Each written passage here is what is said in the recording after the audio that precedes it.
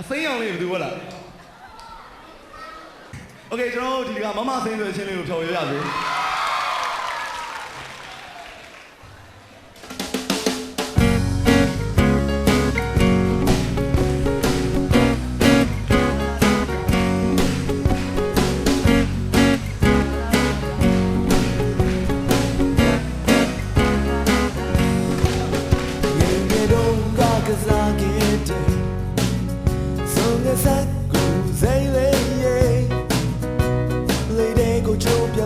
သွားတဲ့အချိန်မှတော့ကျွန်တော်ဟန်ဝမ်းနေခဲ့ရတယ်။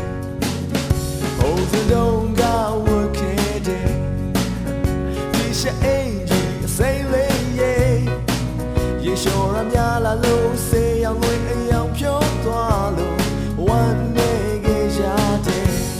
။ကျုပ်ရဲ့သွားမှကြောက်လို့တော့ပါမလို့တော့ဘူးသိငါထားဟာဆိုလေးညာရဲ့အခုဆုံးတော့များများစူမီရဲ့ဆေးအောင်ဝင်ဟောင်းတော့မကြောက်လို့တော့ပါမဝတ်တော့ဘူးသိငါထားဟာတီရှပ်ကလေးညာရဲ့အခုတိုင်းအယောင်တွေပဲလို့ဟောင်းတော့ရဲ့ရွေရောက်တော့ချစ်စေ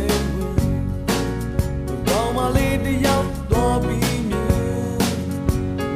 ဘောဘောများကိုမေ့ကြည့်တော့တိတ်တူးကြနာမလေးကစိတ်နဲ့ခွဲနော်လေးသိချစ်တော်မီဝါဘာဘောမလေးမတွေ့တော့ချင်ကျွန်တော်တဲ့တွေ့နေတွေ့ကြည့်လို့ချစ်စလို့နေခေါ်မေမစိတ်တော့ခွဲစိတ်စိတ်ကကြည့်ရကြည့်ရငါရှင်မတကယ်ကိုကြည့်မင်းပြောတဲ့စလုံးစိတ်နာမတကယ်ကိုမချချင်ရင်မလို့နေရစေချင်းမေကိုမရင်ချင်တာချင်တာနေတယောက်တည်းချစ်တဲ့ကချစ်တွေဟောင်းကတော့မကြောက်လို့တော့ပါဘူးမပြောပါဘူးနေကချချစ်ချင်များရဲ့အခုဆိုရှင်မဒီချစ်ကိုချစ်တဲ့စေ